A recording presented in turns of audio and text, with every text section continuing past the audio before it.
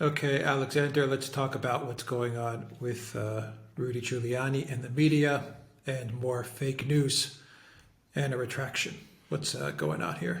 Well, a retraction which asks or begs many questions because, of course, after Rudy Giuliani's apartment and office, and it's important to stress his office was raided in that way which we discussed in a previous video, over the course of which, by the way, he says that the officers who raided his office and his apartment refused to take Hunter Biden's hard drive, which he'd offered to them. Just saying. After that, we had a whole slew of stories all over the media saying that way back in 2019, he'd received a warning from the intelligence community, presumably the FBI, that he was being used by the Russians in some kind of interference, disinformation campaign. And all of these various media outlets, including the New York Times, by the way, but all the usual suspects, MSNBC, CNN, all the rest, they all appeared to independently corroborate the truth of the story. So they all came along and they said, that they'd independently corroborated it. And then, of course, it turned out that the story was completely not true. Now, that means, and it's a point being made by several people, including Glenn Greenwald, over several times that this has happened, that they did not independently corroborate the story. They all went to the same source. Now, I'm going to take this a bit further because, of course, this has happened repeatedly now. It happened, for example, recently with the Russian bounties story and with all sorts of other stories. I suspect that what is actually happening is that there is one individual or group of individuals working together who are spreading these stories intended to damage Republicans, conservatives, and Donald Trump to the media. The media knows this perfectly well. The media knows exactly who these people are. The media is happy to publish this information that these people are providing, this group of people are providing, knowing in many cases that this isn't the case. And when the media says that these stories are being independently corroborated, they are saying a great deal less than the truth. I think the media knows exactly who is behind the spread of these stories, who spread the story about the Russian bounties, who spread the story about Giuliani, who spread any number of stories that we've seen over the last 5 years. And I think that they are willfully and knowingly going along with this exercise in which this kind of gossip, which is what it is spread, given their corroboration, and then, of course, when it turns out to be not true, we have all these mumbling retractions, which aren't really retractions at all. In some media cases, you actually see examples of this.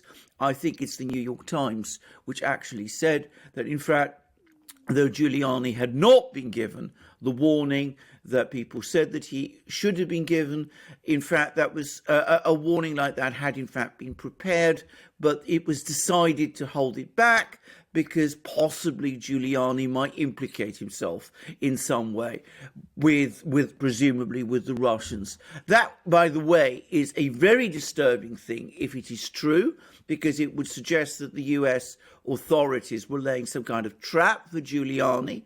But irrespective of that, it is a way of putting Giuliani in an even worse position than if the original story had been true, the original story having been retracted. All right, so the person behind this leak is Adam Schiff, Derek Swalwell, Nancy Pelosi. Who is it?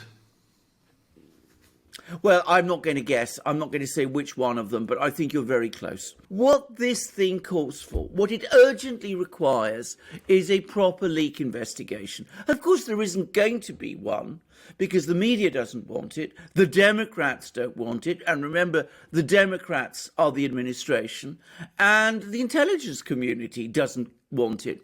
So in the meantime, we're going to continue to see this drip feed of bogus, phony stories being spread via the media to pollute the political discussion, political debate in the United States, and to damage Donald Trump, Republicans and Conservatives. Now, unless and until the Republican Party finally gets together and starts to make a big issue of this, because it's against them that it's directed, this is going to go on and will continue.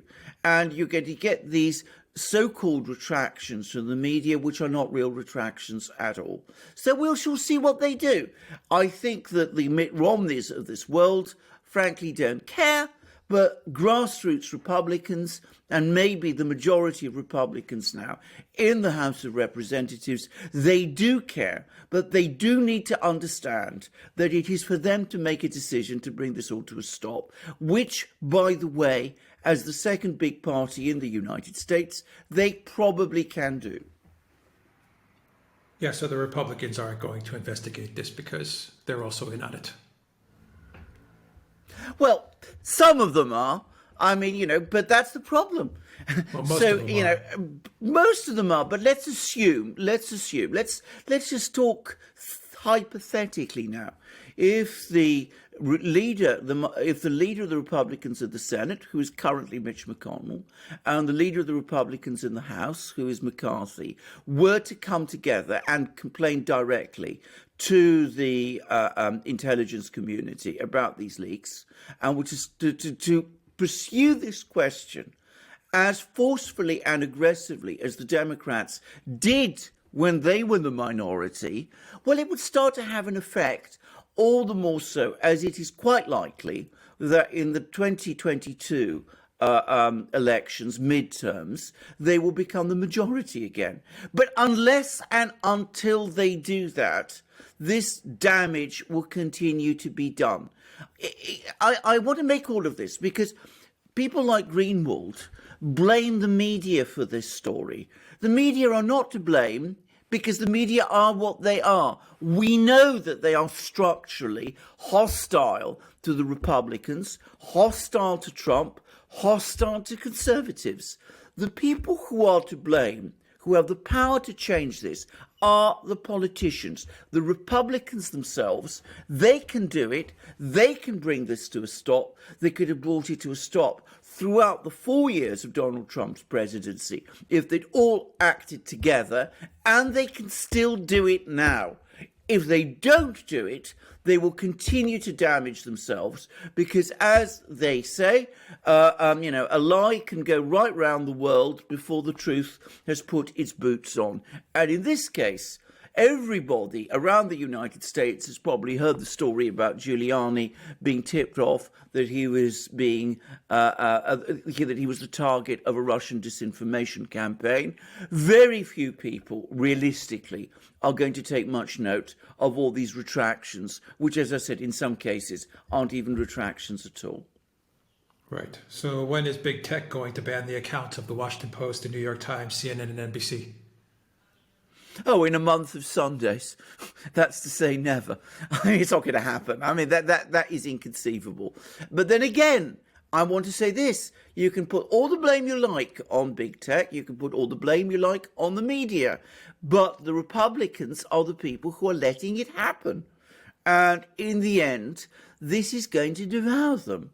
They can push back on this.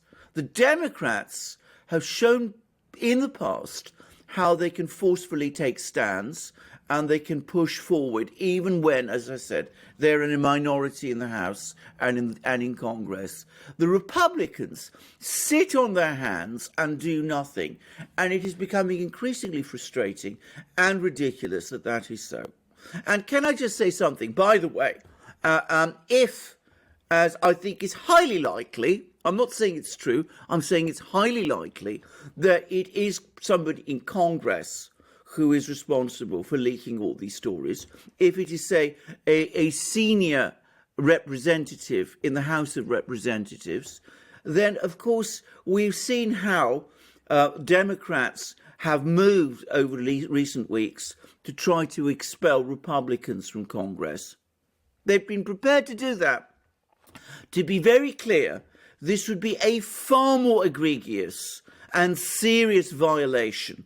It would be an immense abuse of one's position as a congressperson to be spreading gossip like this, using intelligence information and material to spread gossip like this in order to damage your political opponents.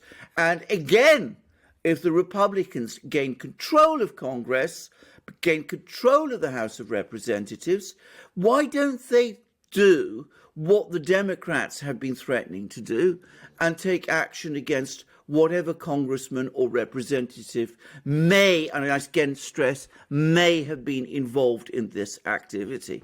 The Democrats have shown that they are willing to push for the expulsion of Republicans who are just hold strange views. The Republicans ought to be prepared to take action against Democrats if, and I stress if, those Democrats are abusing the power in the way that I've just discussed. Yeah. All right. We'll leave it there. The Republicans are doing what they're designed to do. This is all one banana Nothing. republic. It's a Nothing. banana republic shit show is what it is. Yeah. Period. Well, exactly. Nothing. Rien. But let's not forget that, as I said, they could change this if they chose. You know, if they're not doing anything, they're acting on a choice, and that begs the question why. But that's a topic for another program, perhaps. Meanwhile, Russia did it, right? That's the narrative. Oh, of course. I mean, that goes without saying. The Russians do everything. An orange man is bad. The Russian An orange man bad. Indeed, an orange man is bad. The Russian Foreign Minister Lavrov said the other day that, you know, before long, Russia will be accused of organising the assassination of Archduke Franz Ferdinand, who was killed in 1914. So there we go.